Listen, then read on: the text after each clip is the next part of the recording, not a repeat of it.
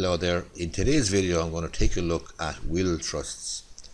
A will trust, a trust created by a will, is a very, very useful device if you have small children, or if you have somebody who perhaps has a disability, or if you are looking after somebody who is perhaps aged or elderly and you want to create a trust for them. But it's particularly useful in circumstances where you have minor children. So what is a trust? A trust is essentially an equitable obligation binding a person called a trustee to deal with the property over which he has control. This is trust property for the benefit of beneficiaries. So you have a trustee, you have trust property, and you have a beneficiary. A trust can be inter vivos, i.e. created during the lifetime of a person, or it can be a will trust. In other words, it kicks into operation when a person who has created a will passes away. There are three certainties required to have a legally constituted trust. The subject matter of the trust must be certain, that is, the property. The objects, the beneficiaries, must be certain. And the words used by the testator must have been imperative to show his or her intention to create an obligation or create the trust. So words like wish, hope, desire may cause the trust to fail as they're not sufficiently imperative. They may be sufficient in the circumstances, but it will depend on the circumstances to show what the testator's clear wishes were. Other requirements for a valid trust: well, where the trust property is land, i.e. real property, the trust must be evidenced in writing. That's not a problem, obviously, if you create a will. If a trust is a will trust, it must comply then with the Succession Act 1965, because it must be a valid will. There are certain basic requirements set out in the Succession Act of 1965. Certain trusts will fall on or fail on the grounds that are contrary to public policy, and trusts will fail also on the grounds of fraud, mistake, undue influence, duress, or misrepresentation. These trusts will fail if it can be shown that fraud or mistake or undue influence, etc., has occurred. There are different types of trust. 1. Trusts which arise by operation of law. 2. Statutory trusts. The courts, for example, in family law proceedings, can order that property held by one spouse should be placed in settlement or trust for the other spouse and or for the children. There's a trust for sale. This is where trustees are basically given property on trust with the power to sell or postpone a sale as they see fit. Ultimately, there will be beneficiary or beneficiaries, but the trustees are given the property on trust and they have the power to sell or postpone the sale. They decide, in other words, when the property will be sold. There is a discretionary trust. This gives the trustees the discretion to give the property as they see fit to members of a particular class or at a particular time of their choosing, but they ultimately, because it is a discretionary trust, they have the discretion as to when the property is handed over. There's a protective trust. This might be useful for the benefit of a family member because it'll have a condition or a restriction attached. For example, the income to make for life while he keeps out of betting shops or stays off drink. Then the parties to a trust. So there's a testator or a settler if it's not a will trust. So if it's an inter vivos trust, a lifetime trust created during the life of somebody, then it'll be a settler. If it's a will trust, it'll be a testator. You have a trustee, that's the person or persons to whom the property is given legally. And then there's the ultimate beneficiary. Trustees are legal owners of the trust property and they have legal title. Beneficiaries have equitable title, and the trustees must carry out the terms of the trust. So in the will, there will be a substantive trust. In other words, the wishes or desires or direction of the testator. The trustees must carry out those terms. A completely constituted trust is one that has been validly declared. And this is not a problem, obviously, in a will, because it'll be saying, I place this property or give this property to these trustees to be held in trust for the beneficiary or for the benefit of whoever. And the title to the trust property has been transferred to the trustees. So it's a completely constituted trust where the trust has been declared and the property transferred to the trustees.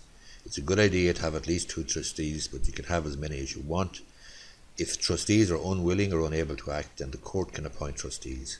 If a child inherits real property or land, there's no trustee appointed in the will, then the personal representatives become or will be trustees pursuant to Section 57 of the Succession Act 1965.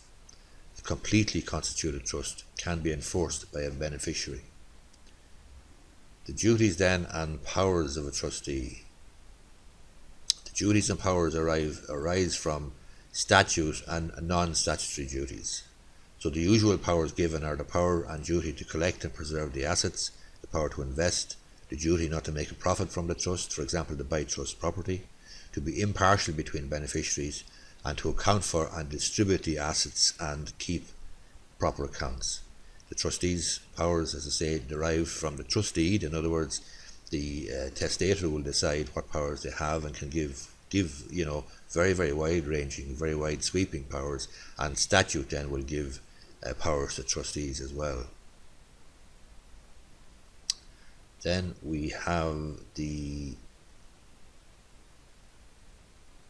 some further points. Beneficiaries can act collectively to terminate a trust. A trust is not a legal entity per se, so it cannot enter into contracts or hold assets or carry out other legal formalities. The people who can enter into the contract or any contract on behalf of a trust are the trustees. Contracts entered into by a trust are therefore not legally enforceable. A trustee can disclaim, in other words, he doesn't have to act, but if he does accept the job, he cannot disclaim. A trustee can be removed in accordance with the terms of the trust, or if all of the beneficiaries agree. Discretionary trust. A discretionary trust is useful where there are young children. A testator wants to postpone perhaps mainstream capital acquisitions tax is another circumstance where a discretionary trust can be useful. A testator may also want to adopt a wait-and-see approach to see how beneficiaries turn out. A beneficiary does not have an absolute right to property with a discretionary trust. He only has the right to be considered by a trustee, because ultimately it's a discretionary trust. The trust fund, trustees and beneficiaries must be set out in the will. Then the substantive trust must be defined. So that is the actual directions from the testator. Trustees have discretion. Some beneficiaries may get more than others. Then we have a trust for sale. Trustees are under an obligation to sell, invest the proceeds and hold the proceeds on the terms of the original trust. So that could be, for example, in relation to a valuable piece of land or house or whatever, the property, and it's ultimately the beneficiaries are going to be children. It puts the trustees in control of the timing of any sale of the trust property, and they cannot be forced to sell even if a beneficiary wants them to do so. There's a Settled Land Act trust. The Settled Land Act of 1802 defined the settlement of land as where real property is held by a succession of interests or where a minor has an interest in property. Section 18 of the 2009 Land and Conveyancing Law Reform Act defines such trusts of land now. It makes reference to the Settled Land Act of 1882. An example of a Settled Land Act trust would be if the will, for example, says to my wife for life and thereafter to my son Seamus. This is actually a Settled Land Act trust. This is a trust because it gives a property in, being held by a succession of interests, firstly to his wife, and then after that, after the wife has passed away, to the son. There's an interest in possession or fixed trust. This means that the interests of various beneficiaries are fixed at the time of the creation of the trust, so there's no discretion. It's useful for creating an immediate interest in possession, for example, giving somebody a life interest, like the lady we saw in the last slide there. It's useful when you want to provide clarity as to who will get trust property at a fixed time in the future. It's useful to allow a testator to postpone the vesting of an interest until a beneficiary reaches a certain age, for example 18 or 21 or 25.